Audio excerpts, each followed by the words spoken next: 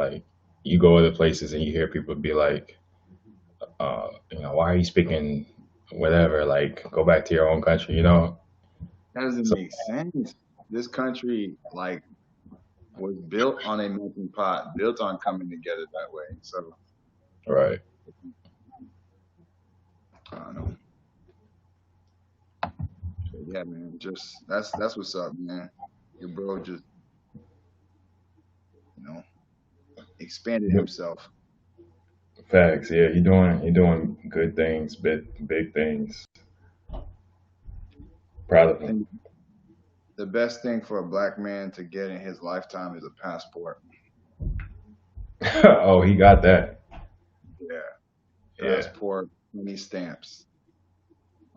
Go to different countries, see different places, see different cultures, get out of this little bubble that we in here in the United States. Nothing against the United States as a country, but you won't see the diversity of the world until you kind of go out there and see something else. Spend a couple of days away from home and see what it's like. Right. No, yeah, I need to get mine renewed. What's your Um, passport? yeah, my passport expired this year, which I mean, I didn't even need it this year, really. Yeah, you ain't going nowhere. Yeah, not with the virus. Right. Hello, Marie. Hi. Hey, Marie, Mrs. Vice How President, y'all doing? doing Doing well, great. doing well. Just chopping it up. Kind of waiting to see if more people are gonna come through, but we're probably gonna start in a little bit. Okay. Thanks for joining us. We're about to get real political here. Which is funny because I'm not even like a super political person, but but I did watch the debate, so I might could add something.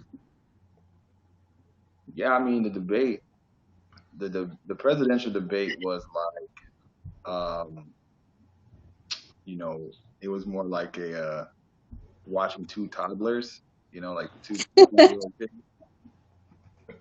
Absolutely. And the vice presidential debate was like, okay, we got the adults talking now. You know what I mean? Of course, So it got taken to a childish level with the whole fly on his head thing, but Oh yeah, that's that that's whole fly crazy. thing just like completely took over all discourse on the debates.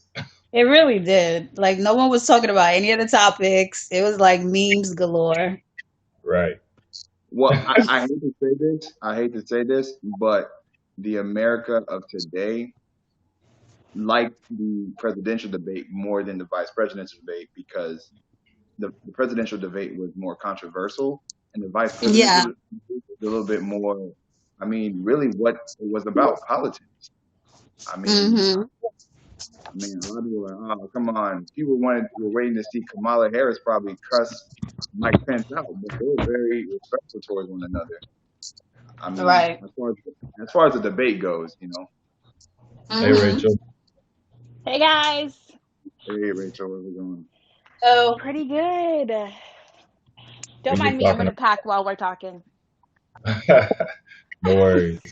We just talking about the fly on Pence during the Oh, debate, the one that you pointed out. I didn't even noticed. you didn't even notice that? I didn't notice it initially until you pointed it out, and I was like, "Oh snap!" And then he was on his head for like a clean 2 minutes, just chilling. I Exactly. gotta say, man, I don't know how you didn't notice it on Pence's all white hair. His hair is Right. perfect. By the way, But that I debate, think like it low key was kind of like compared to the previous debate, it was so boring. I was kind of just like on my phone texting y'all, like, and then like just listening to it. And then It was once Rachel said that, I was like, "Word!"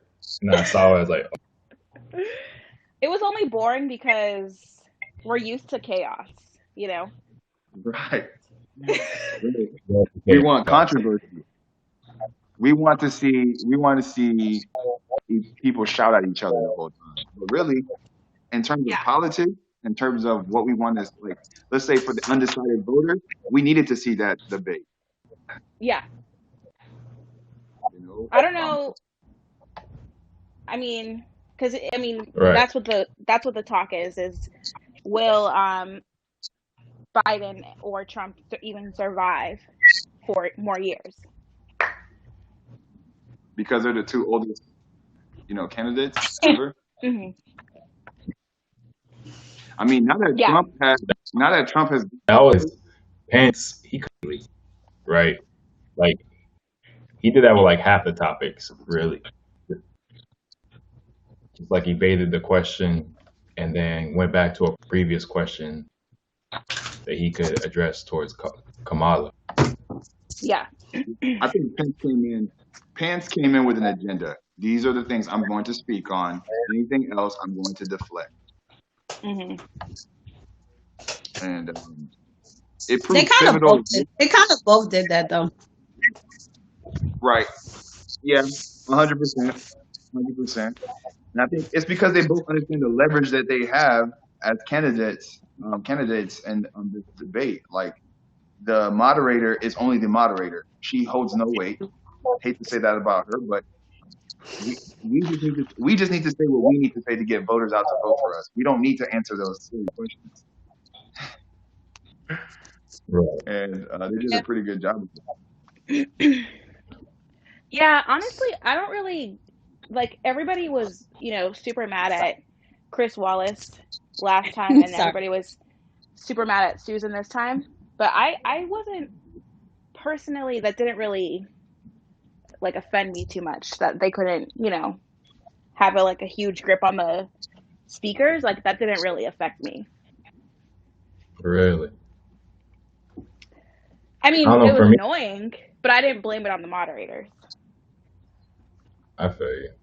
For me, it was more like I wanted the moderators to like hold the people accountable. So like Pence, every like half the questions he was asked, he was like, I'd love to get to that, but I'm gonna go back to that previous point that we were talking about, and then he would rattle on his like little soliloquy, like Hmm. just and saying nothing. I Yeah, I I've wish there were been hella.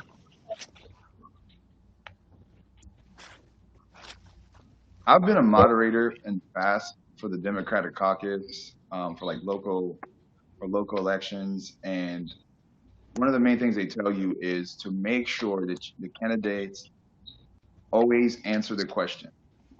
And Hmm. although your job is to not only present the question, but also to moderate the time allotted for the question.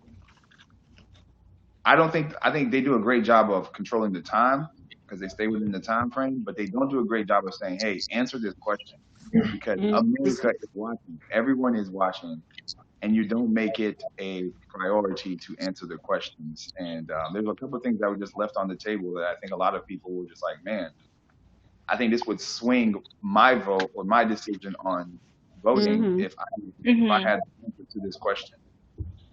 Yeah, like one of the Yeah. questions I wanted an answer to was when they asked. I mean, regardless, I don't want. We can't have 4 more years of Trump and Pence, but I did want to hear about the when she was a prosecutor and how they talked about her record of incarcerating, black men for things like marijuana. I wanted to hear the answer to that, and she definitely did not answer that question. Because because it's like a running theme for Democrats. That's what they do. They criminalize black people and lose them in the system. And she was a part of that. You know what I mean? Right, and I I'm wanted an answer Yeah. to it, but she did not answer that. Of course not, because it would hurt her chances of getting those undecided voters. You Oh know? yeah, for sure, for So sure. But you like know what? I feel like she could have still answered it in a way saying like, look, my kind of like my hands are tied. Like I'm a prosecutor. I don't make the law, but I have to enforce it.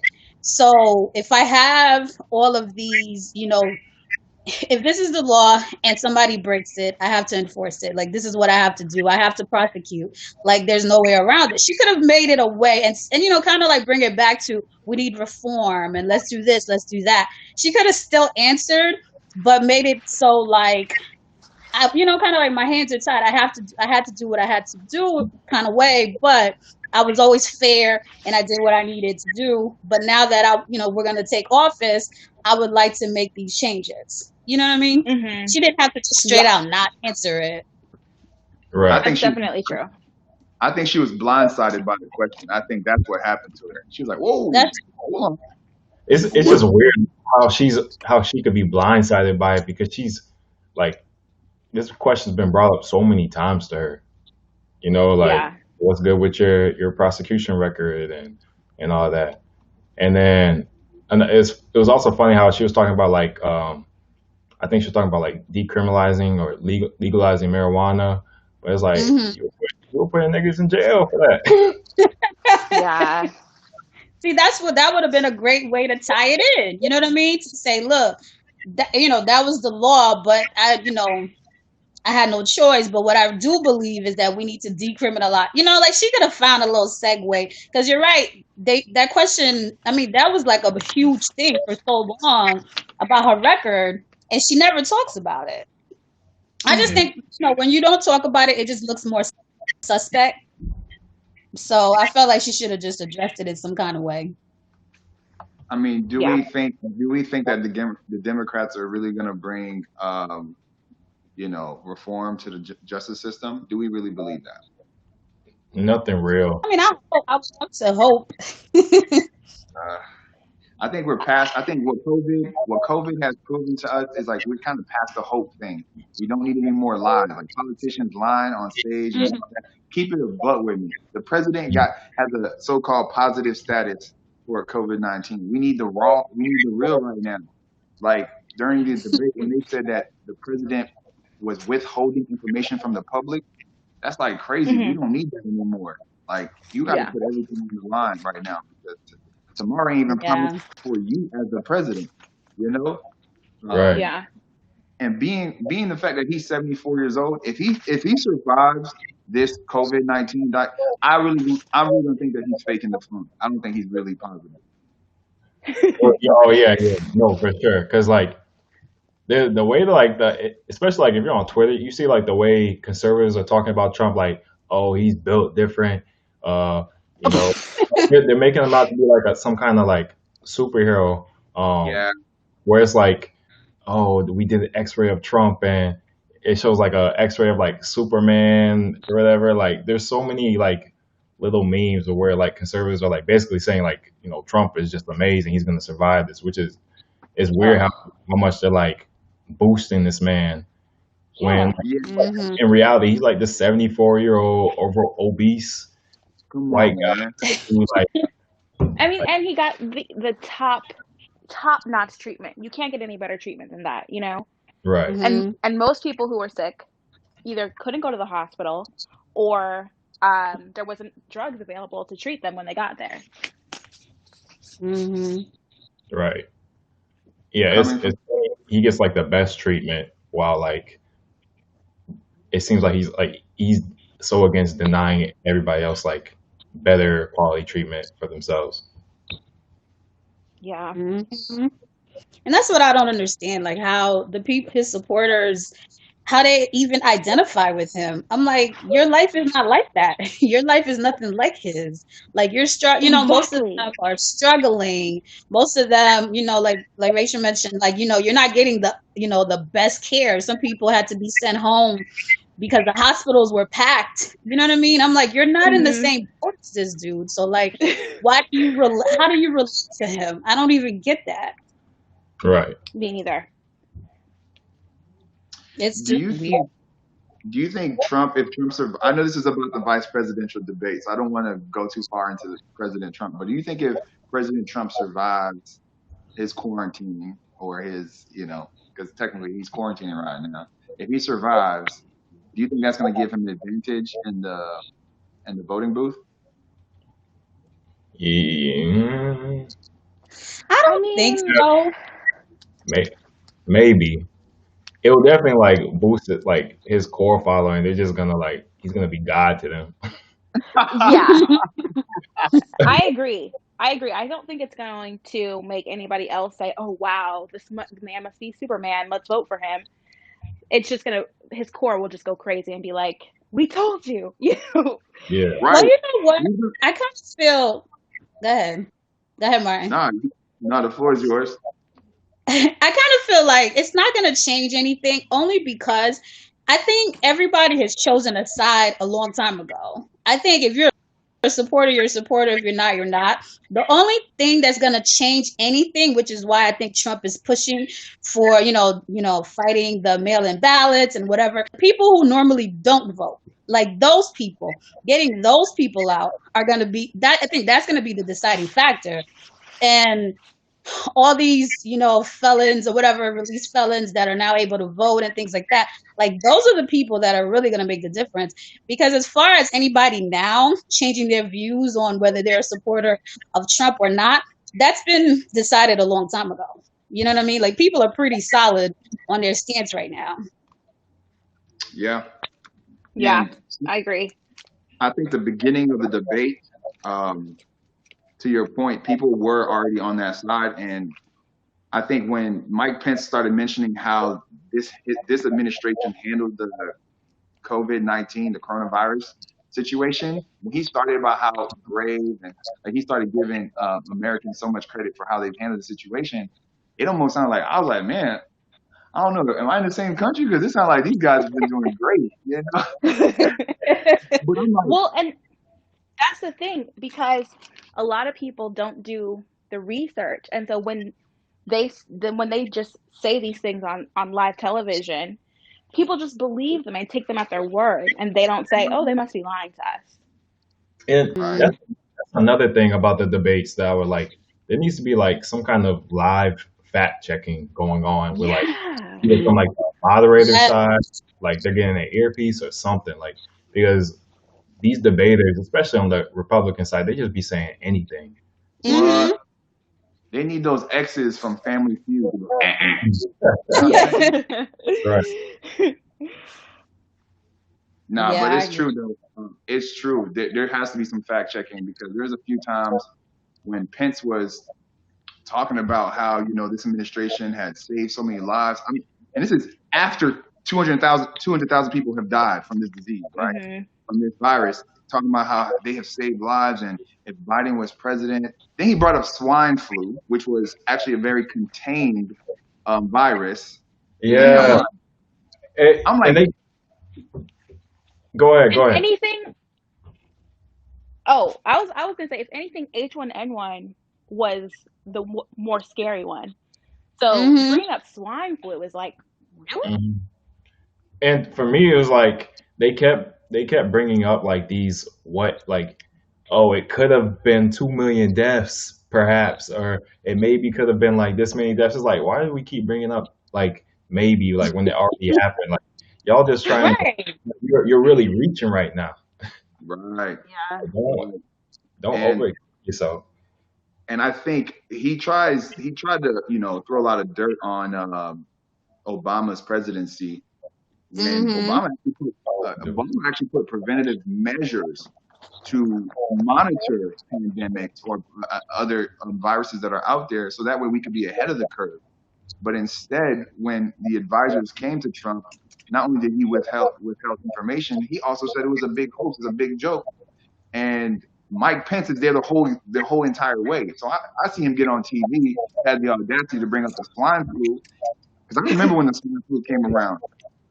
I think it was handled in like, if my memory serves me right. I don't know if anybody else remembers that epoch, but it took about less than a month, and that thing was gone. Mhm. Yeah. You know what I mean? Obama sprayed some Lysol and said, "All right, get that thing out of here." You know what I'm saying? He sprayed that federal life. That federal He gave out, Lysol, man. he gave out some Yeah. Robitussin, and everybody was Robo good. like, take a Yeah. shot of this. You know, Some very Right? yeah. So with that being said, I think that Mike Pence definitely reached when he said that, but he the difference is that he said it so well that you would almost believe him. Mhm. Because See, and even that's That's That's the what. Yeah, go worst ahead. part is because they lie to their people so regularly and they're so good at it. People just Mm-hmm. believe them, and it's like that's so toxic, you It And know? is. look, So look at the bad. people they're advocating for. I'm not going. I don't want to put anybody in a category or in a box, but they're not educated voters. Yeah. He is. Mm-hmm. The Republicans are fighting for the blue collar, industrial, bring it back to America people. Mhm. These are Mm-hmm. not. This is not your everyday American, you know. And Yeah. But I think like most voters in general aren't super educated as well, like on both sides. I don't know. I feel like people just have like their biases and they just tend to vote one way or another. But I feel like because it's not like even though like the Republican Party is bad, I don't, and the Democratic Party, like from our perspective, is not as bad as as the Republican Party. I still feel like the Democratic Party isn't like nothing to like praise either. Like they Mhm. they're definitely incompetent on a lot of fronts too. Yeah. Definitely agree. right, They're just picking the, you know how they say the lesser of two evils. It's like neither side, neither is a good Mhm. choice, but you kind of have to go with the side that's like, where you feel like less of a fool for voting one side over the other. But even when Pence talked about, it's basically like he said there's no systemic racism. And I Oh wanted my outrage. gosh. I wanted outrage from black people. That's why I'm so mad about that fly situation because I'm like, that's what we really needed to talk about. You know what I mean? Mhm. Because when he said Yeah. that, I was like, is he serious? Like, how she did not jump Oh, over that table is beyond me. Because I was like, I can't. right. Right. And it It's has the crazy. I mean, nerve to and be like, yeah, and then even mentioning Breonna Taylor's name and saying, "Oh, we feel for mhm. her." You don't feel anything because you don't think anything wrong happened. Yeah. And then he said, yeah, to the but the riots and looting need to stop, as if that's like the majority of what's going on around the country. Exactly. Exactly. But Yeah. it's they always And then point back to that. I mean, in the presidential debates last week with when Trump said something about oh, teaching implicit bias is racist. Remember when he said that? yeah, he said he was. Implicit, I think he was talking about like critical race theory. yeah, critical race theory and implicit bias training is racist. Yeah, that would. Okay. Oh my gosh, that's just so crazy to me. His whole reasoning was like you're basically saying that white people are racist and bad, and that's racist. So yeah, we getting that out of here.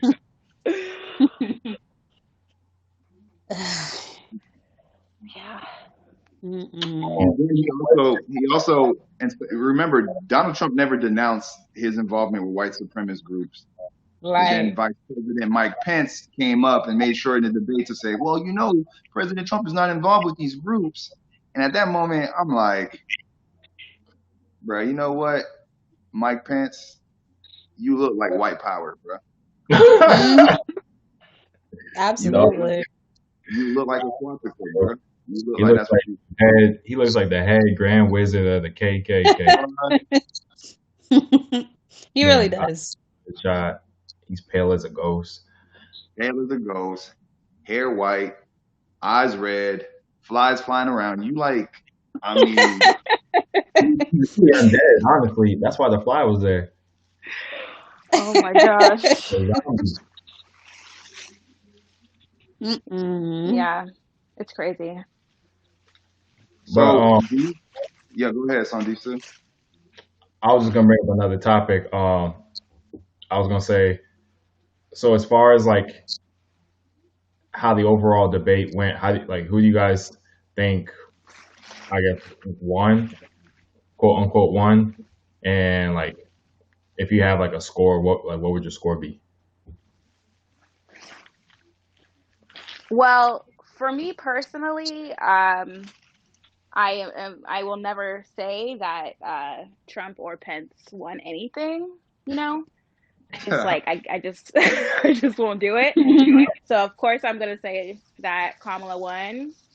Um, and a score. I mean, the thing about Pence is that he didn't like to answer any questions. I think he maybe answered one question, and I think that was about climate change when he said the climate is changing. You know, he didn't say there was. He didn't say it was Right. he says, you know, we don't know exactly why, but the climate is changing. You know, so that's like the only thing he actually answered. Um, so I won't say he won at all, and I don't think I think I'll give him half a point for like attempting to answer that question. Attempting to answer that question. That's it. That's all I have. Rachel, you sound extremely biased. I think well, you know, I am biased. I will never back Trump or Pence. Like I just won't do it. Like I don't care if they I don't care. This is how extreme it is. If they forgave all my student loan debt, I still wouldn't back them. Right. Damn, How that's bad it is. a strong statement. Because if Just you forget my student debt, you know why? It's because Make of their America great humanity. again. It's because of their humanity standpoint. Like they don't respect humans on a basic Right. level, except for ones that look like them. And Right. so that's why whatever fiscal policy you pass that is to my advantage, I just I it won't push me over the edge of saying, oh yeah, I support those people. Right. I definitely think Kamala. Oh, go ahead. I just I Okay. respect it. Go ahead. I definitely think, in my opinion, I feel like Kamala won, and I'll give her like on a scale from 1 to 10, I'll say like a 7. Only because, first of all, she made some really valid points. She pointed out things like to me she came with receipts. Like at first it was when she was kind of breaking down her credentials. I think we needed that because it kind of paved the way for us to understand her expertise in the area, basically. Even when she said, listen, I'm not going to be on this stage being lectured by somebody who hasn't been a prosecutor, who wasn't this, who wasn't that. Like, she gave you her credentials. Like, this is how I know you're a liar, because I served on the intelligence board. I was on this. I was on that. I saw that you guys avoided, letting the public know about this. You knew because I knew. She's like, I knew about it. So you knew about it because I serve on that board. So she really put out her credentials to say, I'm an expert in this area, and you're not going to tell me what I know is the truth. And I think one thing that she said that was really, like, if you were really watching and looking at the screen in that moment when she said they're coming for you, that was powerful. Because she's letting you know they are not for you. If you are, a regular teacher and you're making X amount of thousands a year, they're coming for you. If you have pre-existing conditions, they're coming for you. Like, she kept saying that, and I felt like that was such a strong catchphrase. It should have shook people up to say, you know what? We don't relate to Trump. We don't relate to Pence because we're not rich white men. So unless you fall under that category, they're coming for you. And when she kept saying that, I feel like people should have got chills. People should have felt something. And so I think she made some valid points. And she gave a little history lesson about, even with the Supreme Court nominee, I think she really showed how intelligent, educated she is, and how all these years of experience that she has will make her a good vice president. And he didn't have any rebuttals. When she was saying those things, he didn't really have any real rebuttals. That's why he kept going back to old points and, well, I want to talk about this other thing. And like, he didn't really have anything. And even her bringing out that Trump is $400 million in debt, I think people need to know that, because for the longest, people who are like, well, I'm not racist, but he's a businessman and but he's in debt. So how good of a businessman is it? Like I think all of those things to bring out. So I think she did a really phenomenal job. Absolutely. I agree with your point, especially that last Yeah. point you made. I think that's what really turned the tide. Not to say there was much of a competition anyways, but when she mentioned the $400 million in debt and then all the tax breaks these companies are getting, these large corporations are getting, and it makes you think like, huh, now that's interest. How much of personal interest is part of President Trump's presidency? You know, and Pence answer was like, well, the financial statements are out there. It's open to the public to see. But it was like, actually, they're not. We haven't seen anything. We haven't been Right. able to investigate anything. And it's like that's another deflection. And I didn't like those deflections because no one wants to address the fact that he has $400 million in debt, and all these large companies are getting these tax breaks. And that are bringing Right. in millions, if not billions of dollars every year and not paying taxes. That's crazy. But then people like me and you, every single day that we make, we have to pay taxes, and then we lose our jobs. There's no kind of forgiveness. There's no stimulus. There's nothing for us, but you're giving breaks to people that look like you, those 1%ers. And I think when Kamala pointed a finger on those type of things, it was really, really hard not to see which direction this election should go in. Right. To take that where it would be. Yeah, and she said, like he owes $400 million. Who does he owe? Who does he owe? Right. And you're like, yeah, who does he owe? Like, Right. 400, that's nearly $500 million, bro. right. It makes me think back to the I think a big part of this conversation, because I'm a believer in renewable energy and eliminating fossil fuels and fracking. And I think a big part of it is, who are these companies that they're keeping, and why stick to fossil fuels and fracking? Like, if you look at the world, you talk about the Switzerland, the Germany, and even parts of China and all these other countries, they're moving towards renewable energy and green energy. Why are we so committed to something that's really destroying the earth? You said it yourself, Mike. Oh, Rachel, I was you going said to say because it's because they're making lots of money off of it. And that's why Kamala and Pence both said yesterday, I will not ban fracking, because they know if they say they will ban fracking, they've lost like all of Texas. Yeah, and I did not. I mean, I already knew that like they were supporting fracking and all that, but it was funny because I feel like Kamala would have been like their platform would have been a lot more attractive if they were just like, oh no, we're gonna ban fracking, especially like with all the talk about like what's good for the environment. But now she doubled down. She's like, no, I'm for fracking. Biden's gonna frack. Like that's what's happening. Yeah.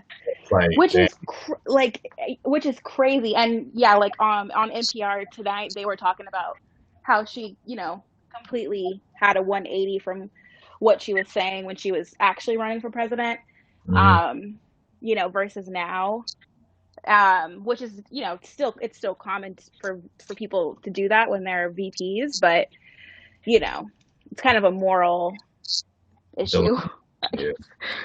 Yeah.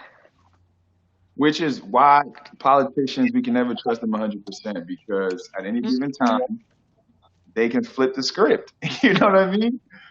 Like, yeah. Y'all remember when Kamala was calling Biden a racist during the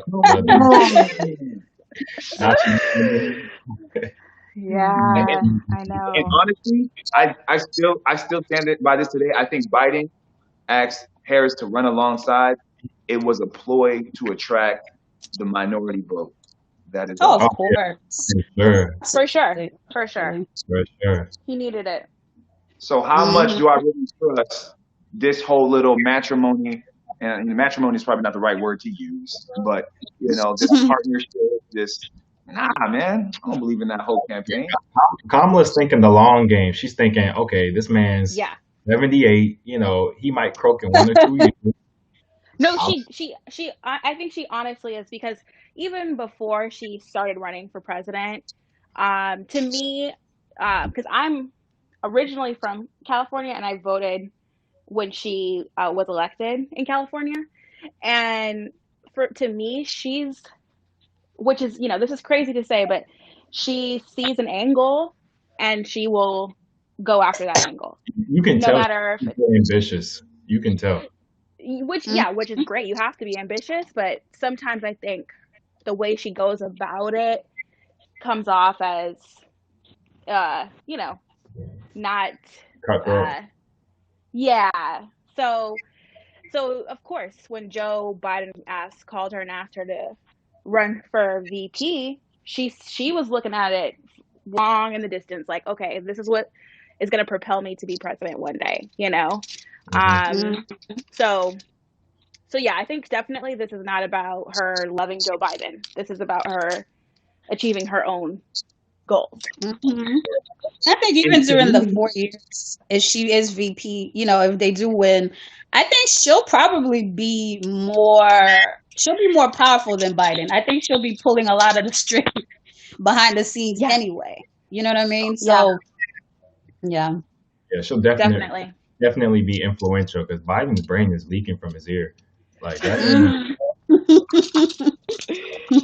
I mean, and that's what I've been saying is just like, I understand we have problems with Biden, but I know that his cabinet and all of his staff and the people who are actually pulling the strings are going to, not every time, but they're going to make the right call, hopefully more than half of the time. Yeah, Whereas now we're dealing with some man who literally doesn't know anything about the law, doesn't know anything about how government works, and is making like huge decisions, and doesn't want to Mhm. listen to people who know more than him. It's like, hey, we Right. know more about this. You wanna read this, report we wrote? No, he doesn't. that's like one of the silver linings I see with like having the Democratic Party in office is that like at least Biden, he'll be surrounded by like AOC, like these younger, more progressive people who will likely have like an influence on him and like what he decides to do. Whereas like Trump is just this confident, bumbling idiot who basically does what he wants, and nobody can really tell him anything unless you gotta manipulate him, like have him thinking he's in charge or and Mhm. what. Right, like you're his family. He probably will listen to his family, Yeah. his kids, but he won't listen to anybody else who he knows is not with him 100%. It's like, oh yeah, this is my job. I've been doing this my whole life, and I'm an expert on this. He doesn't want to listen to those kind of people Mhm. because he doesn't personally know them. Yeah, I think I think the strength from the Republican side is that they're already in office, and we see what they've been doing, and they have a great influence in terms of they have the states that have the most thriving businesses. They have the most electoral votes. Hate to say it. Um, I think what helps the Democratic Party a lot is the mishandling of the coronavirus. Like when they brought up that point, there was nothing. That was like that was like a Mhm. clean shot on the chin. Like Hmm. Yeah. When Kamala started talking about oh, so how y'all gonna explain these 200,000 casualties? They're like, woo. Well, Yeah, Obama Obama swine flu. Yeah, they had. And the thing Right. is, they pulled out of COVID negotiations now. So they're not even having conversations with legislators to try to come up with something anymore. They said we're done. So it's like you say yes last night. Well, they pulled out negotiations I think like 2 days ago. But, last night they're saying we did everything we could to help those people, you know. But here right, you are literally pulling yourself out of a conversation to even help. yeah, That's not crazy. even. Mhm. And Yeah, then so the vaccine. Kamala said if Trump talks about a vaccine, she ain't taking it. That was funny. And I That agreed was with her. so funny. Yeah. I agree with her 100%. She was like, if experts say, if real research, she's like, I'll take it if they say. If Trump says it, no. No. Right. That was hilarious. It's true though. Right?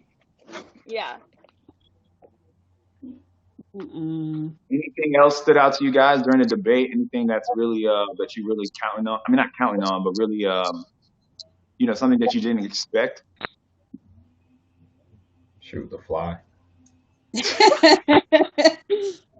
I think it went as expected. I think it's what I expected it to be.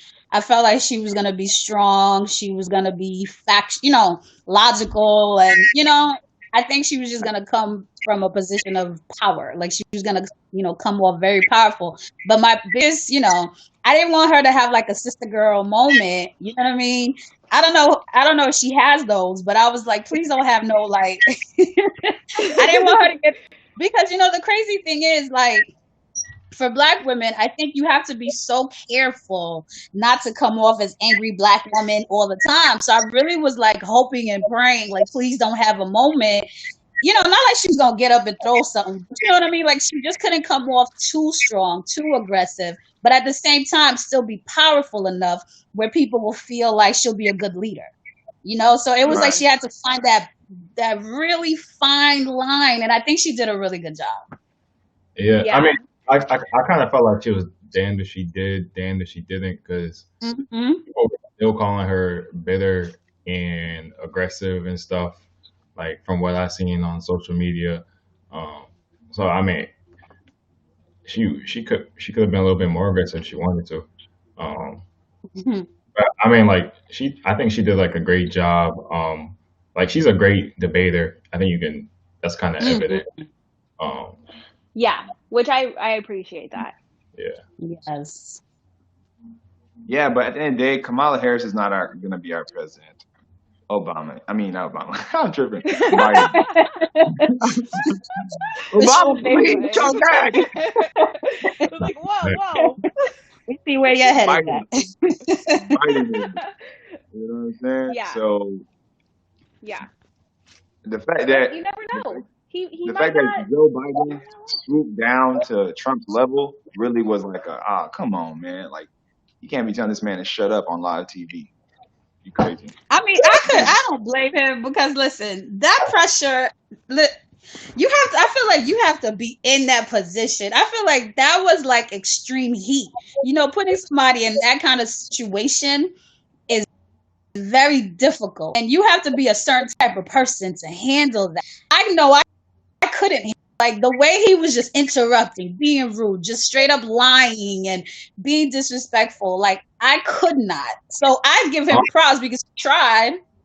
I'm sorry. That debate was some of the best television I've seen in a minute. I'm like marking on my best reality TV ever. It is, yeah. It's reality TV. It was reality TV. Just ratchet ghetto. It was just so ghetto. Yeah.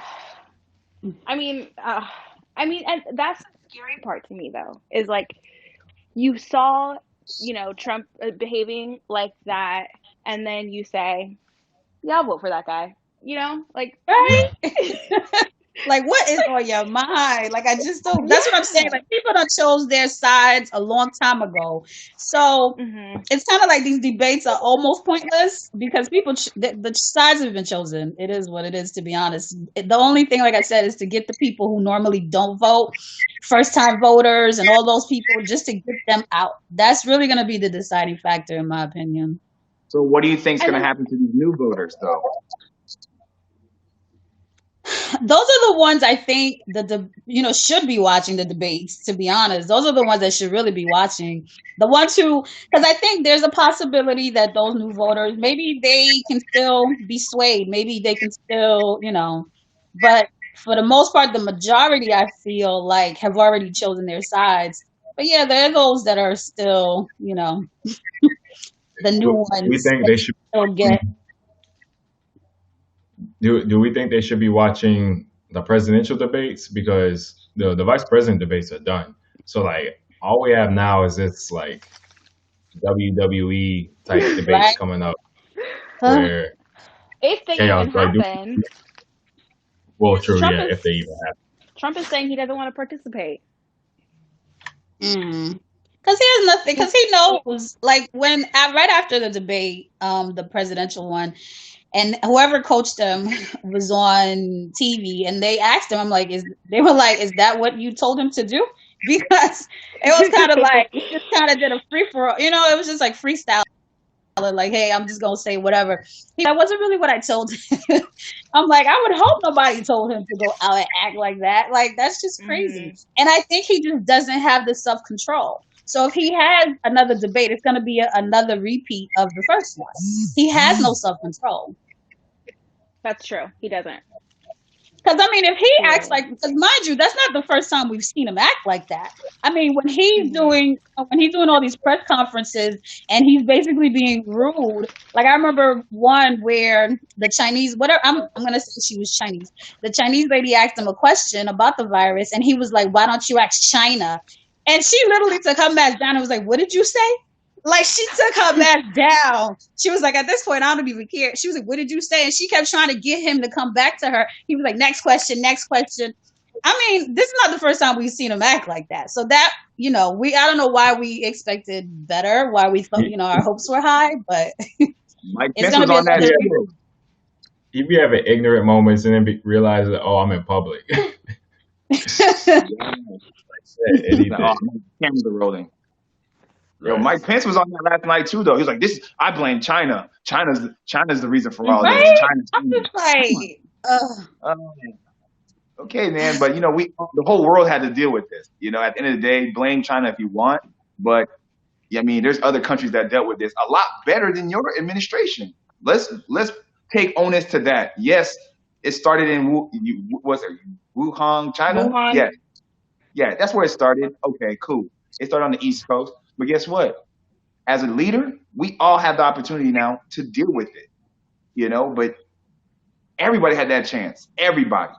Mm-hmm. So you being the most powerful country in the world, blame China if you want to. You didn't handle it accordingly. So yeah, and it's crazy because we should have known better. You know what I mean? That it was going to be worse. Because I remember before everything was before pandemic was even a word to us, I was at a dinner and I was like, yeah, it's crazy. They have those people just, out in boats because they don't want to bring them on land because they're afraid that it's going to spread. Like, isn't that insane? Can you imagine being in the middle of the water, like stranded? And then 2 weeks later, everything is just completely shut down. So we should have known at that point that they weren't going to handle this the way they should have. Right. Yeah. When the people who don't have any intel are like, what's happening? Yeah, it's so funny how we should have known when he disbanded the pandemic response team, and then we have a pandemic. Mm-hmm. Yeah. It's like, what's going on, man? Oh, it's just crazy. It's chaos right now. It's just chaos. I know this is off topic, but it's really pissing me off, and this is gonna be piss me off segment. I'm tired of watching political commercials with Black Trump supporters. I hate that shit. Oh, you too? Yeah. Oh my God. I feel like they're doing that. I feel like they're doing that intentionally, man. I know it. I feel like they gotta be paid actors. They gotta be paid actors. I'm saying it's like, oh, Black Lives Matter, right? Oh, watch this. Yeah. Well, really, they kind of have to do that because they want to, when you're kind of campaigning, you want to make it seem like everybody's for you, every group, because you don't really want to leave out a huge group when, you need everybody. You kind of need everybody. So I feel like he kind of has to do it, but it's still really annoying to watch. Like, who are these Black people that are... It's kind of like, what's her name? Was it Cassette Michelle or whatever when she performed at the inauguration, and then everybody canceled her. Like, she was getting death threats. Like, it was that serious. Dang. Like, she was canceled. Yeah. People felt like she sold her soul. Yeah. I felt like that too. I was like, everybody else was declining, and to me, I feel like she not only that, but she should have took offense to that because she was literally like almost last at the bottom. Like they kept going through different artists, and people were like, "Nah, we good." And here she come. Okay, like really, go sit down. Like so, I wasn't mad that they canceled her, but I was like, okay, she don't need death threats. Like you don't have to threaten her life. But yeah. Mm-mm. Yeah, I don't know about these black Trump commercials. Like they involve the kids too, and the kids are all smiling, Oh, and it's yeah. like But you know cancel. what makes me more upset? Not even just the commercial, but those pastors, those black pastors and church goers, whatever, that be that's what that part. I'm like, you even letting this man hold the Bible? Like, are you serious? Like, no. Yeah. That one really gets me. Like I can't. Like whenever I see it, I gotta change the channel. If it's anything, I'm like, no, I can't look at this. Is there? I got a question. Rachel, you probably don't want to answer this, but is there anything Trump could do to get your vote? No. Nope, There's absolutely. nothing he could do. Literally, the biggest thing that, someone could do for me right now is pay off my student loans. And if Trump did that, I would say thank you, and then I would move on with my day. I wouldn't change the way I vote. Mm-hmm. because to me it's a humanity issue. Like the fact that he, just doesn't really care about people's lives, to me is the most bothersome thing. Because money aside, like all the superficial things aside, if you don't care about people, I don't trust you. Like I don't trust you to make decisions, because you don't have anybody else's self-interest in mind except, or anyone else's interest in mind except for yourself. So to me, it's a humanity thing. Like some of the things he does don't actually affect me personally, but they bother me so much to the core that I just can't like forgive him for that. You know, it's yeah. So I would never vote for him. I Like agree. even I feel if like somebody was like, I'm going to shoot you if you don't vote for Trump," I would be like, "Yeah, you're going to have to shoot me," because I just can't do it. I won't endorse him. I feel like if you or if Trump had like a concrete black agenda that he planned to implement, I think I would vote for him. Really? If he had a concrete black agenda, like yeah, I think I would. I I wouldn't think trust it. I think that's what. What would be on the agenda for you? Oh man, true. Reparations. That yeah, that Reparations. would be one. Um, no, he doesn't, Daisha. I don't know why she's typing that. What'd you say? She said, "Oh, here it is." He She does. said, Whoa, no, I gotta hear it. What do you got? yeah, she just Wait, I talking don't now. see it. Where? I don't see any typing. The platinum thing. Man, you better elaborate. You better drop a link or something. Talk about something he does. If he did reparations, like money, like invested into like certain black communities in the city. I know she might be talking about like the money to like HBCU things, which like all right, that's something, but I'm not impressed with that. Just like I can't think of it off the top of my head, but if he had if he had like a black agenda, like where like these things are for the black community and it's gonna have like make material changes for us moving forward, because I don't think like the Democrats don't really do anything for the black community at all. Neither party does. Nope. So No, like no one does. at this point, I'm like, well, I'll give my vote to whoever has my best interest in mind, where I can get like material change from. That's See, who can and get. the thing about this that I don't trust is that if they had to make a decision between, a black person or the black community and another community, I don't think they would say, you know what, guys, even though this is gonna really hurt us, let's support the Black community right now. You know, like they are not gonna make that call because they don't do it for any other group, you know, besides like the super wealthy people that they support and like the white supremacists. So that's why I don't trust them, because you could get, you know, it's like getting paid like $1 million once, or getting paid $100 million for 10 years. You know, it's like, which one would you rather have? You know, and so I think they would appease us if they really needed to. But it would just be that. It would just be to appease, and then that would be it.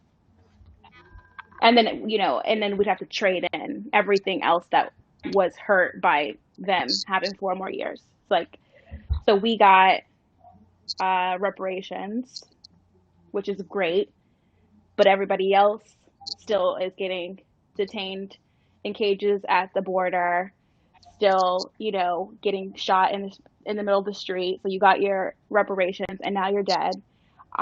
You know, like I just, you know, like, well, California's burning. You know, you need to manage your forest better. It's like, really?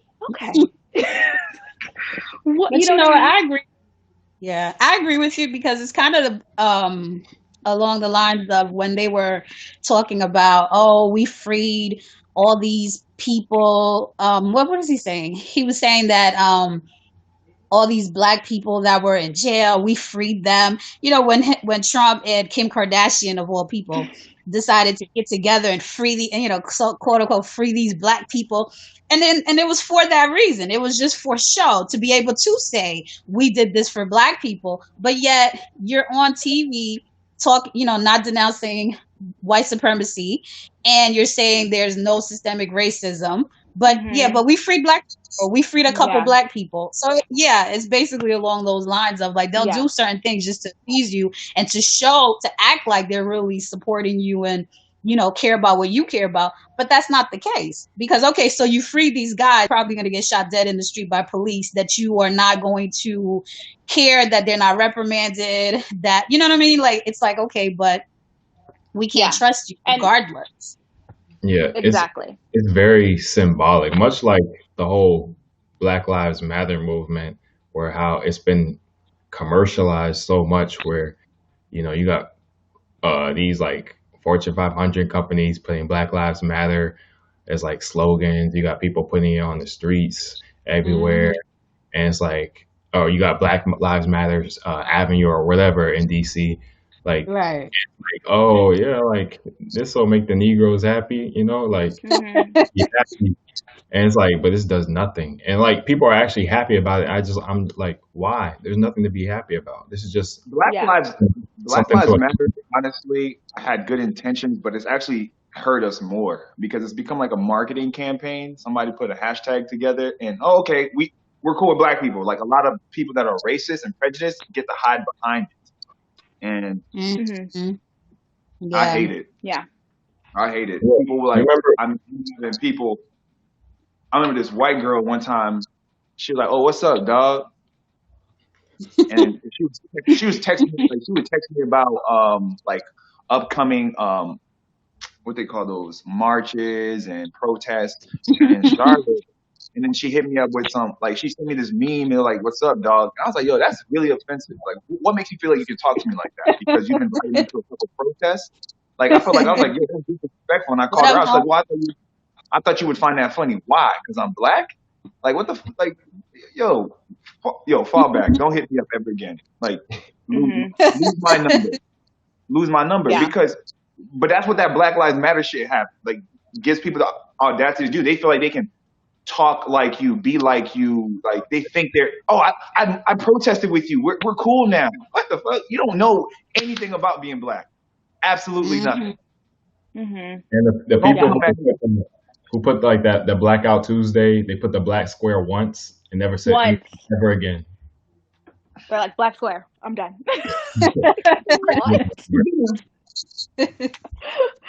Oh my God, that was actually crazy. Yeah, that was crazy. Yeah. So today, I mean, even with the whole vice presidential debate, presidential debate, if black people are never going to be a priority in this country, and I hate to say it like that, but we're always going to be a ploy in every election. I mean, we read that in that book, Sandisa, the strange career of Jim Crow. Like the black people have always been like a ploy in elections. You know, they use some kind of tactic, some kind of fake lie to say that they're going to do this for us, and they never do it. They never come up with anything. There's really no plan or agenda, you know, We're for us. political tools. We're political tools, and this is why like I'm of the mindset like I, I don't think I intend to vote this election. Like I'm of the mindset that black people, the black community should, as a community, like withhold our vote and hold it hostage in order to, try and get the two parties to give us something, like bargain something out from them, and then that's who we give our votes to, and we do it every election. That's how I Mm. feel. Um, Yeah. that's gonna be I mean, hard. I get, That's gonna be hard I because understand. you got so many teams. Yeah, Yeah. we don't have no solidarity. Hmm. Yeah. But I think it's always going to be like that because, like, I forget where I saw it, but it was something that said like, "Don't worry about people that Harriet Tubman would have left behind." So it's basically saying like, there's always going to be people like that. Like, we're never going to have like that 100% participation, but you kind of take as many as you can and you just keep going. You know what I mean? We're never going to all be on that same page. Because we not only just because not everybody understands what's actually happening, but you have some that they want to fit in to white culture. You know what I mean? And so they're not going to see things the way we see it. They're not going to be, quote unquote woke. So, you kind of have to keep moving. You got to keep moving without them. It just is what it is. Yeah. I feel I that. I just think mean, there's enough. to There's not me, enough of them. like at this, at this point right now, I feel like withholding our vote will do more harm than good at this election, just because of like who our options are. I would be more afraid of Trump winning um than Biden winning, like, personally. Um and so I guess for like to just sustain ourselves for 4 years, I would say, and then do the work we need to do, I would say like we need to not have Trump in office to do that. Um because the thing is that the past 4 years, Trump has been doing everything as correctly as he possibly can, which is terrible, to get reelected. So when there's not even an option to get reelected, and this is how he It's going operates to be when he's random trying to too. get reelected, that's when I really am terrified, because I'm like, oh, this is you Mhm. trying to be good? Oh my God, this is crazy. So for me, I'm like, when you have no, you don't care anymore. You're going to be out of the political sphere. He's not going into politics after he's done. President is the highest political office that someone would aim to have. So when you're done with that, you're not going back into politics. And so for him, he's going back into his business. Like, he doesn't care. So it's like, what would he do in the next 4 years? Because he doesn't give, Mhm. you know, like, he doesn't care. Like, that to me is scary. Right. That's scary. That's real scary. That's very scary. Yeah, I mean, I feel like the way I see it is that it's just it's a loop. Like, oh, we've been voting. I think everybody's been able to vote since like the '60s or whatever. Like, I think black women were finally like allowed to vote in like the '60s, like officially. Um, Yeah. yeah. Um, and like we've been voting since then, and what like I don't feel like we've yielded anything, and I feel like we've had worse presidents than Trump, despite voting and not getting anything. We've had Reagan, we've had Nixon, um, Clinton. Clinton. All these presidencies, horrible things happen in the black community, uh, and we voted because we wanted to utilize our right to vote, and we were just like political pawns in order to help whichever party, um, typically Democrat, get elected or whatever. And so I don't know, like it's weird, especially like when you have a choice between basically two races. Like you have Joe Biden, who he's a racist. Like I'm not letting him get away with that. He's a racist. And then you got Trump, who's definitely a racist, borderline white supremacist. Yeah. Mhm. And it's like Biden, he's not offering black people, especially with like the '94 crime bill, which locked up so many black men for like basically a whole bunch of nonviolent crimes. Like, Mm. but you want black men to forgive that and vote for you or whatever. And what's ironic about that too is that if he didn't even do that crime bill, he'd probably have more black men able to vote for him because they wouldn't be in jail and Right. have a felony, Say which it is again. stupid. Say it again. That's Without the '94 crime bill, you would have more black men, more black people able to vote for the Democrats. But Man, instead, that's a quote. That's a quote right there, boy. yeah. Yeah. yeah. So I don't know. I don't blame like any. I definitely get the sentiment like Trump is. I definitely get the sentiment like Trump is worse than Biden, and the whole lesser of two evils. But it's just like participating in that is tiresome. It Mhm. is. But Yeah. But I I'm gonna think say like this. go ahead. Well, don't forget your thought, Marie. I want to say this. But the election is bigger than just the president. There's other things to vote for. So I think if we only look at the president, then yeah, we need to step out of voting. But there's Yeah, other things local going on. elections, all that. Yeah, Mhm. Yeah. So I think when we talk about voting, we have to be very specific. Like the Mhm. presidential vote, the presidential, it's not looking too strong. But there's a lot of different. We have power, right, and we have to utilize it. Mhm. Mhm. But True. Maria, I didn't mean to cut you off like Mike Oh, Pence. right. I should have been like, I'm speaking. I'm I'm I'm speaking. speaking. speaking. I'm speaking.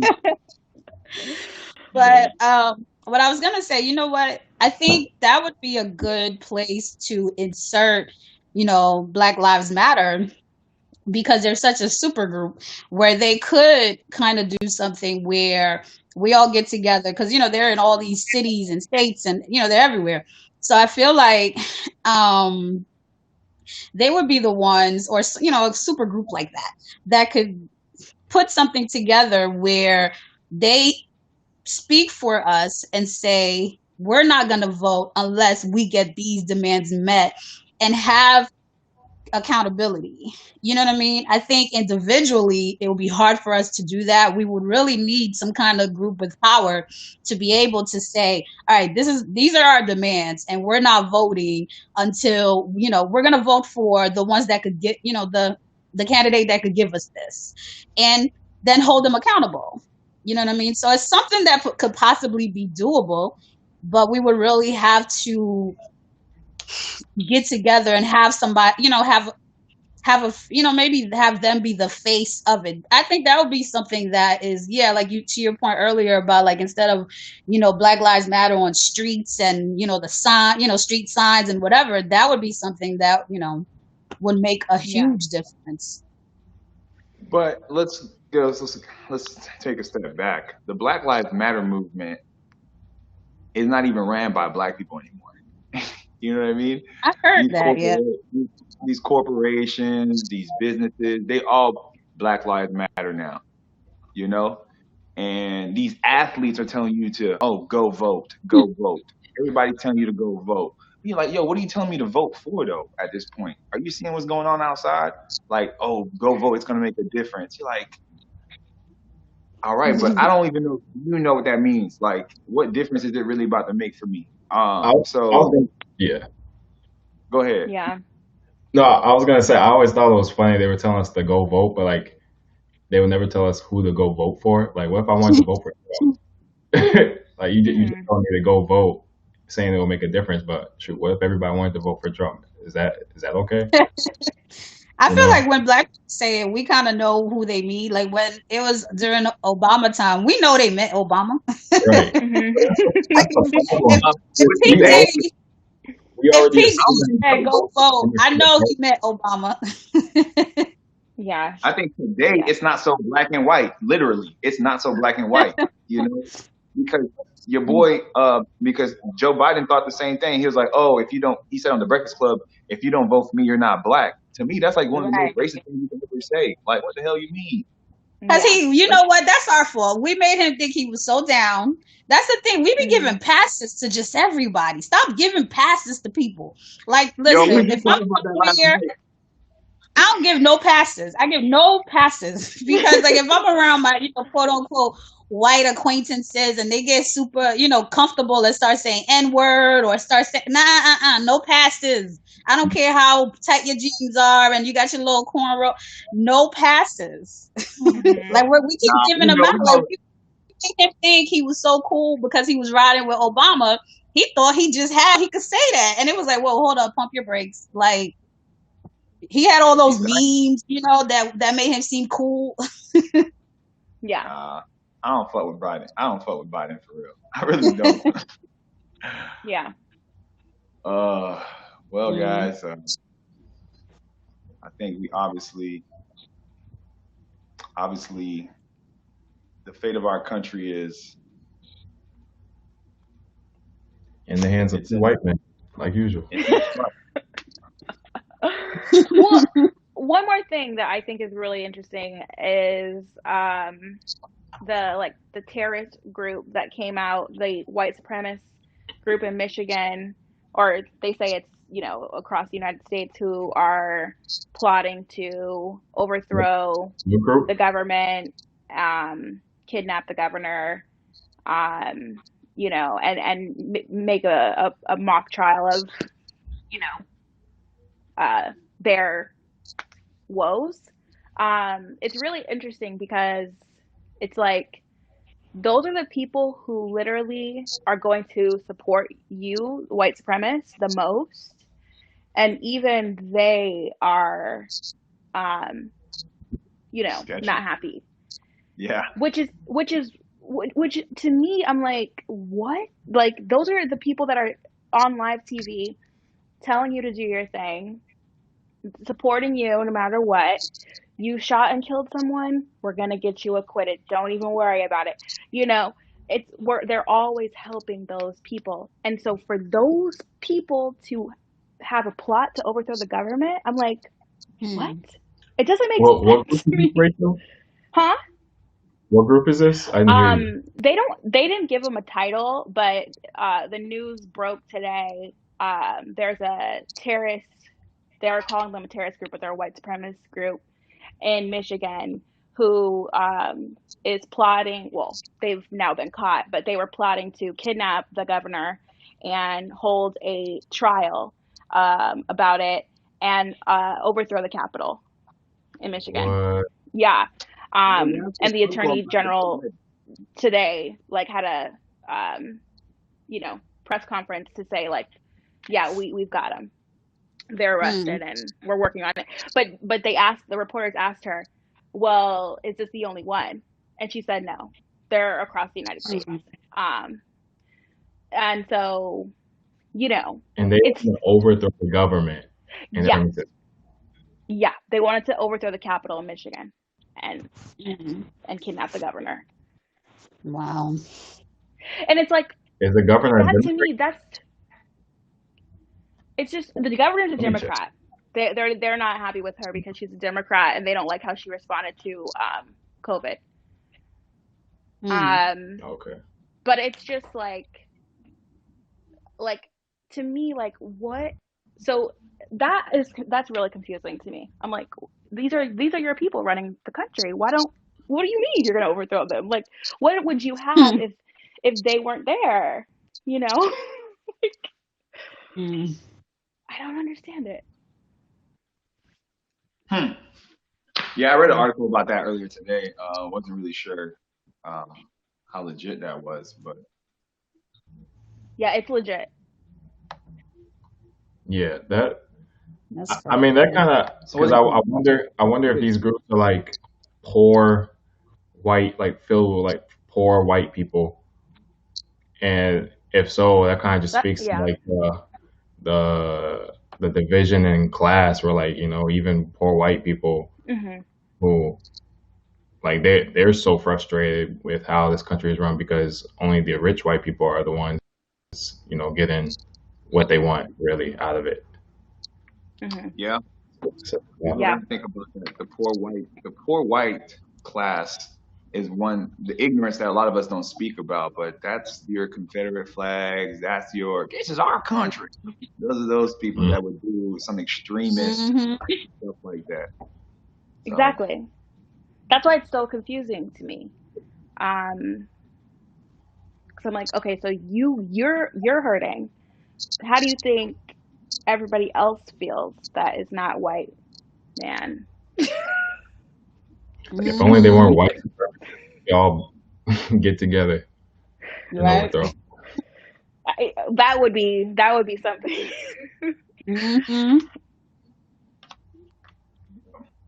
Mm-mm. I'm gonna say this. I'm still undecided about voting this year, even though I said what I said. I'm very undecided. It's something that I have to actually pray about and something that I have to really meditate about because no one wants to make the wrong decision. No one wants to no one wants to be a part of something that can end up because we don't know what's gonna happen on either side. To be honest, we don't know what's Mhm. gonna happen.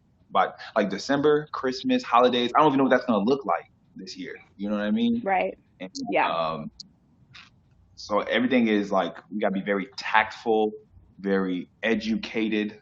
Like this is the year to be educated about your vote if you're going to vote, and if you're not going to vote, that's your prerogative. That's all I got. Okay, so Martin Lee, what is going to sway you, I guess? I'm sorry. What's going to sway how you vote? Um, something that I think the thing that would make me more adamant about voting and more passionate about voting, if anybody was talking about gentrification and what's happening in that, because I think that before the pandemic, that was a pandemic. I've always said this. And I used to sit here and watch C-SPAN about all these different talks about gentrification and how it's pretty much happening everywhere. If people would talk more about what's happening there and how all these corporations and all these companies are being able to just move into these neighborhoods and destroying where people live and people are left homeless. People are, getting really bad deals, being bought out of their homes and their property. I think if a politician really went in there, a presidential candidate went in there and really started talking about this, I think I would be more passionate about voting. But at least in this current moment, Mhm. um, I think the most important thing is how are we going to handle, first of all, this virus? Not making a mandatory vaccination because I don't believe in that shit whatsoever. Um, and because nobody has said anything about a vaccination, like how they're going to attack that, how they're going to approach that. So I don't trust them there. And then third, is our educational system. No one's really talking about that either. And a few weeks ago, I mean, I got on the Zoom with a class and was talking to these kids and seeing how a teacher's trying to manage that. I was like, come on, man, somebody got to do something about this. Like all the money, all the GDP that's going towards the military, I feel like that's over for. After visiting my brother-in-law at his military base, I was like, man, the government puts way too much money into the military for them not doing Mhm. shit. I hate that. You know what I mean? Because Yeah. there's people out here really, really, really putting their lives on the line, really doing something for this country. Because literally, the education, all I've known has always been the most important thing. Like being Haitian, that's what we taught. We taught church, school, and your home, right? But like Hmm. education in this country is like bottom. It's like it's not as important. And I have, luckily I have a lot of teachers in my circle, and I see that education isn't the way they're being treated. It seems like education is not a priority. They're educators, Yeah. students. It's not a priority. So I think that would really sway my vote, but I haven't heard much about any of that. So right now I'm still on the fence. Yeah. Yeah. I mean, the education aspect honestly is insane. Like today they were saying substitute teachers make $15 an hour. And I'm like, how do you expect anybody to survive off $15 an hour? And they're literally teaching your kids. You know, it's Yo, like, whoa, that is insane to me. The disrespect.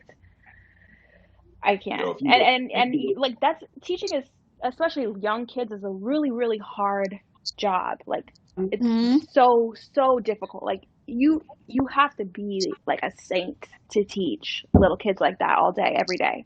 You know, like you have to have so much patience. You have to be creative. You have to be like a therapist. Like like Mm-hmm. it's just and then to just give them barely livable, like not even livable wages, is just insane. Yeah. Yeah, we obviously don't value education that much in this country. Hmm. Aside from like private organizations, but again, those are sectioned off for the those with money. elite. Yeah, the elite. Yeah, yeah, and yeah, they were even saying they are so desperate for teachers right now that they are not even requiring like a college degree or any kind of experience because they just need people. But What? hey, I'm gonna say this. I'm going to say this. Depending on what subject matter you're teaching, you should have at least some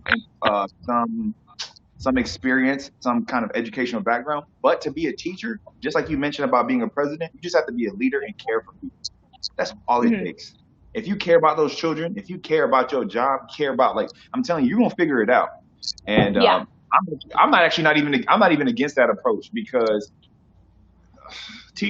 some teachers now with their educational background aren't the smartest. Okay, that's true. so That's true. Yeah, And they I'm might not not even. care. Yeah, if you that's came in, if you're a first responder in a situation like that, I already think that you got what it takes because in a time like this, you're thinking about the future. You're thinking about let me go help these kids, let me go talk to these children because guess what? Tomorrow ain't gonna be the same for them. Hmm. Who mm-hmm. this? Who I be? Aisha, Who just are you there? Hello? Oh, hey, I'm still here. Hey, what's up? I'm having bad connection. I'm having connection issues. Sorry. Okay.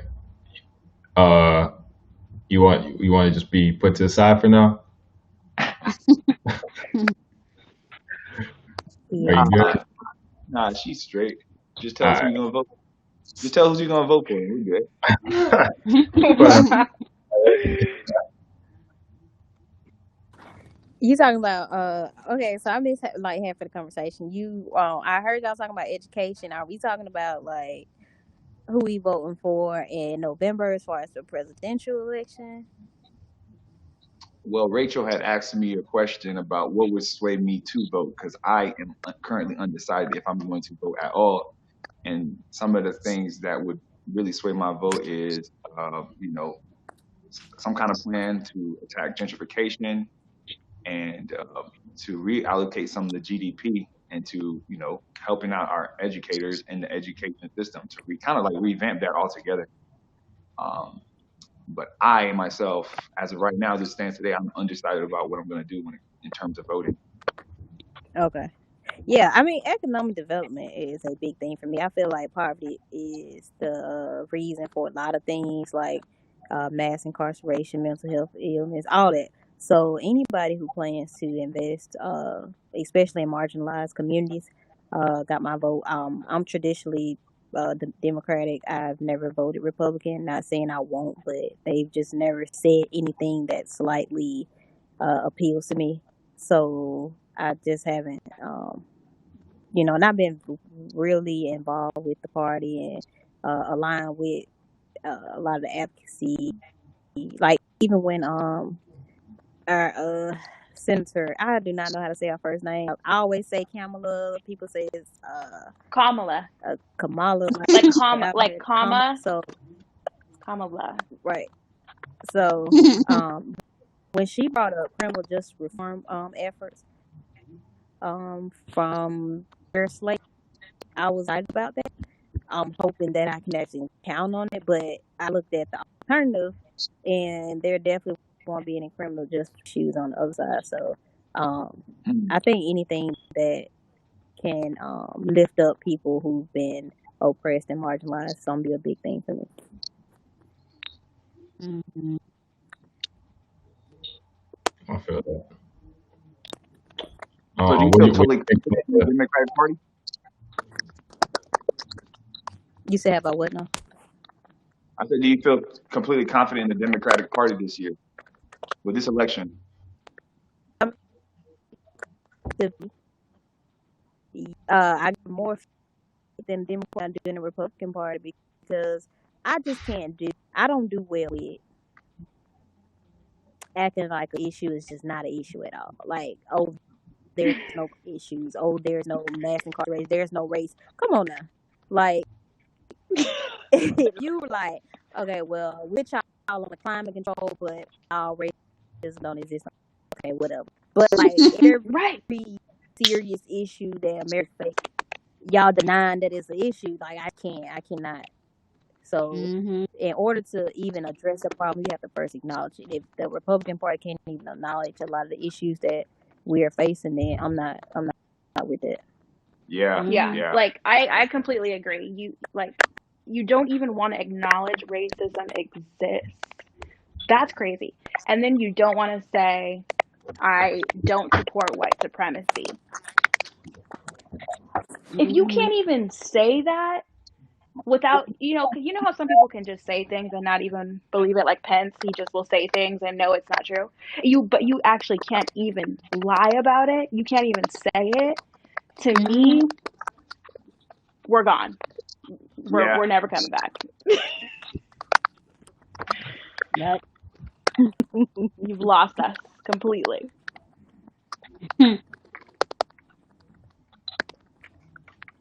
what do you think about the vice president debate, Daisha?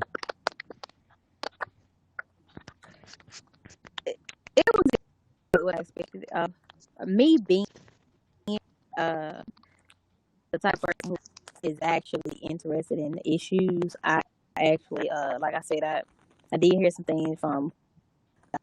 I need to hear at least they have some pledging things that they uh been care because okay, so they her and Biden have been characterized as super cop and all these things like that, but I also understand being from if you have a job to do, you don't do, the things you work hard for. So one thing I know is that if we do characterize them in that light, then we are acknowledging if we put them in a position or role that they're gonna go job.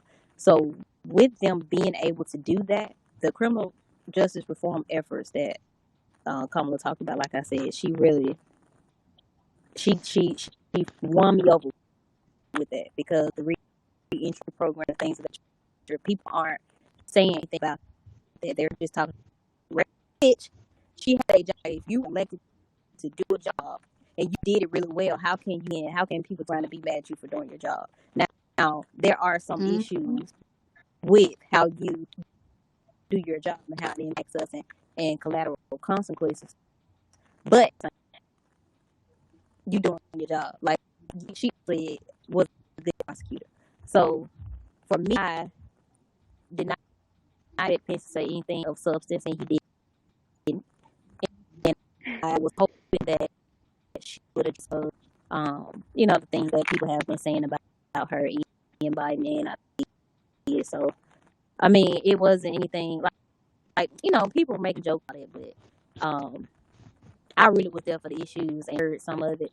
They danced around some issues, but that's politics. So, like I said, I mean, I heard some things that I'm interested in, and I like to see. I don't know what frankly. I still gonna have to my busy schedule. I definitely want to see that is. I do feel like I can because I feel with Biden and Biden and Harris, we can really be more accountable than we can with Pence and Trump.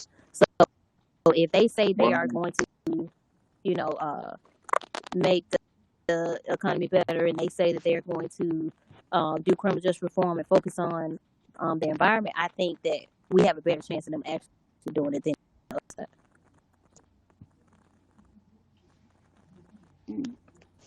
Yeah. I think, yeah, I agree with you. And I think that has to do with the morality of it. It's like Trump and Pence couldn't care less about their morals. Like they're like, I don't care.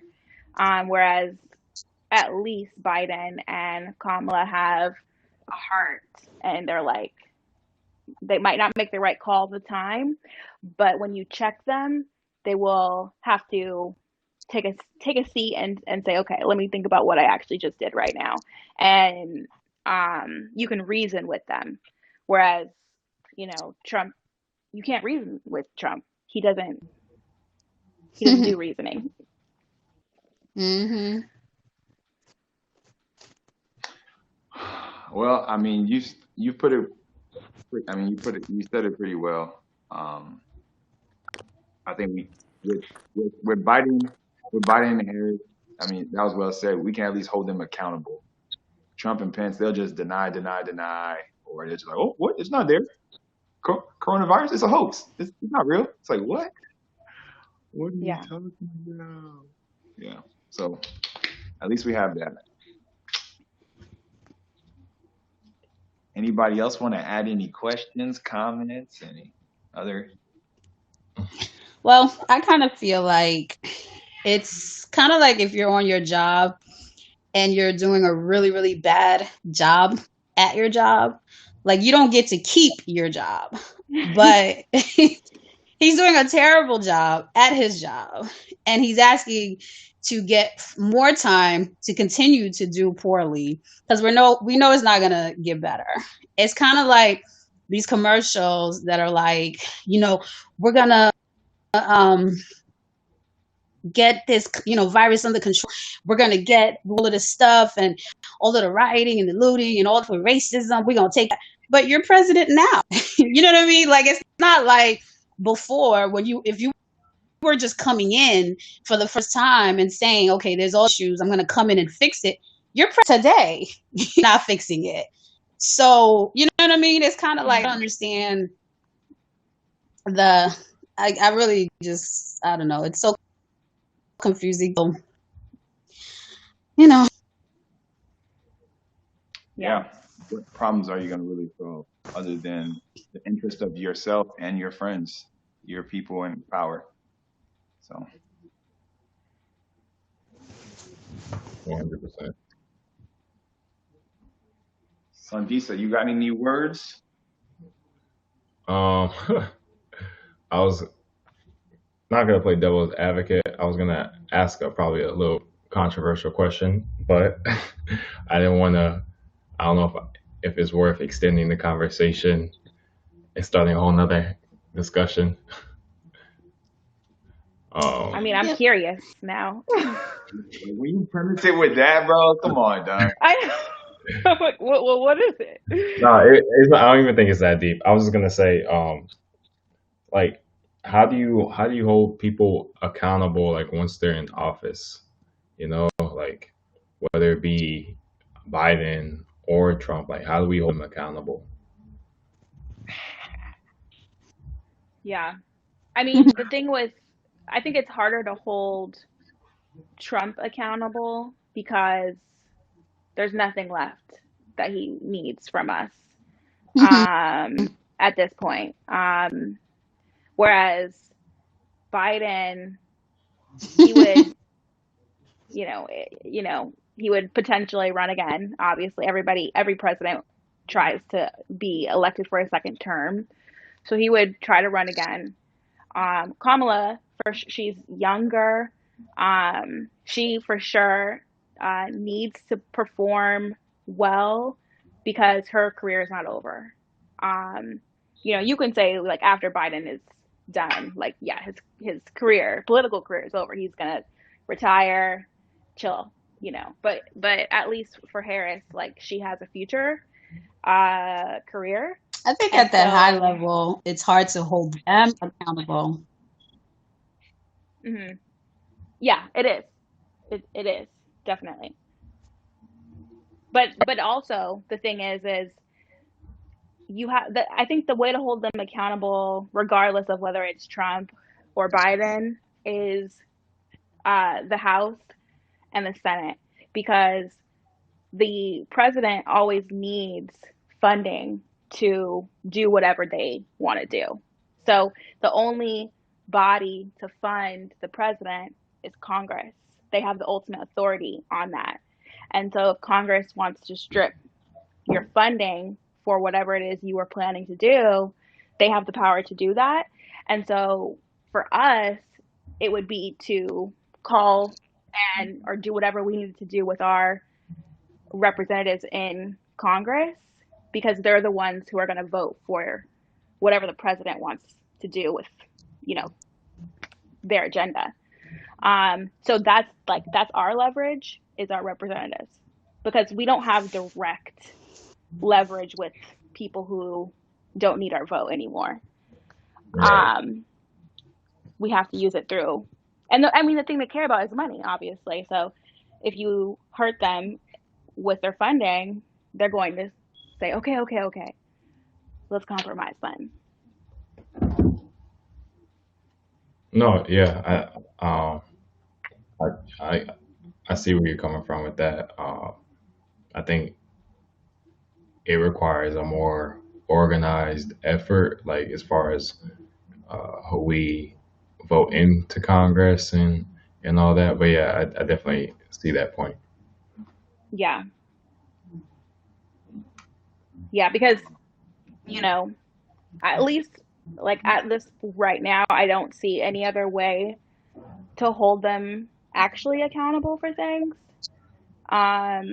besides to just strip them of their funding for whatever programs they would like to enact.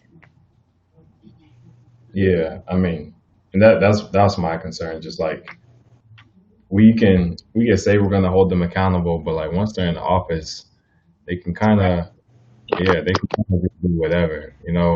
They can make all the promises they say they're going to make to us, um, but then like once they're in office, it's like psych, you know, Right. which is why like who you give your vote to is like super important, right? Yeah, exactly. Yeah, And the thing is like, even the way the presidents live their life, right? The way the White House is paid for, their meals are paid for to a certain extent. Of course, like, they have to pay for like lavish things.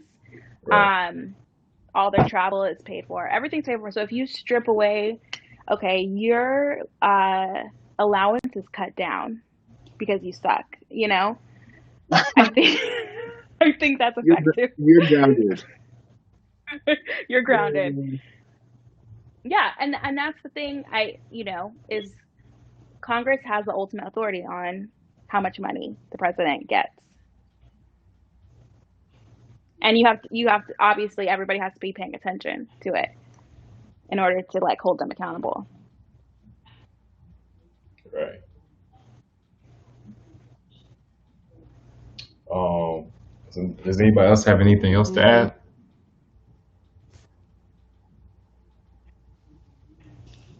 No. Yeah, I mean, I I think it think was we had. a good discussion.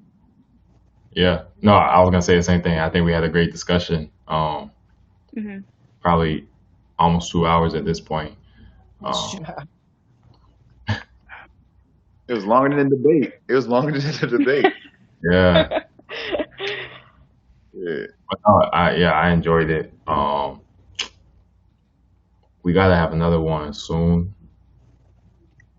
That's not centered around the book club, but like more centered around like these types of issues because I enjoy talking about this. Yeah. I think the conversations that we should have should be kind of centered around those 5 pillars, right? That, you know, those 5 pillars that we started talking about, and how do we progress even after this election? We can't rely on a presidential election to make us, to empower us. It's not going to ever be the case. We have to still come together, just like how Big Mike said, to mobilize.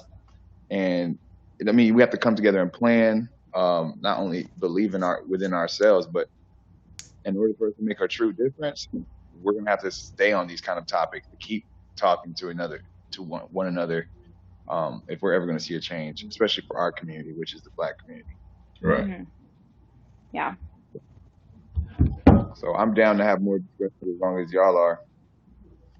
Yeah, I am. It's not. We just gotta like you said, I think we gotta brainstorm like how we're gonna have these future discussions centered around like these topics. But yeah, for sure. All right. Hello.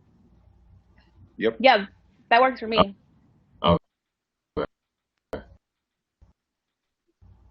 You must be done studying.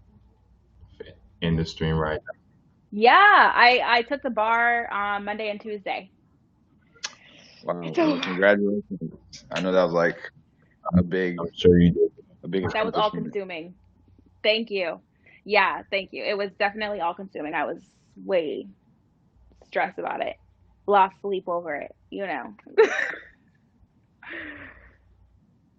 Well, Yeah. good stuff. You feel like you got a huge burden lifted off you now?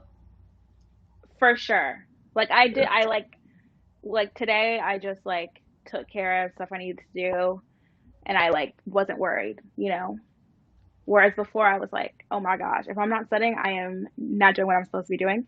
So it's a big, big burden for sure lifted. That's good. Yeah, I'm gonna go to DC tomorrow and spend the week there. So I'm packing right now. And then I start work on Monday actually too. Okay, nice. Yeah. Well, safe travels. Thank you. Yeah, it's gonna be a road trip. Oh, okay. Yeah. New York to DC or No, North Carolina. oh, North Carolina to DC. Okay. Yeah. That's like a 5-hour drive, I think. Yeah, it's like from where I am in North Carolina, it's like 6. Okay. Yeah. All right, y'all. Well, I'm gonna go ahead and end the stream. Appreciate y'all Okay. coming through. Yeah, for sure. Yeah, and we'll talk more in the group chat and everything. Cool.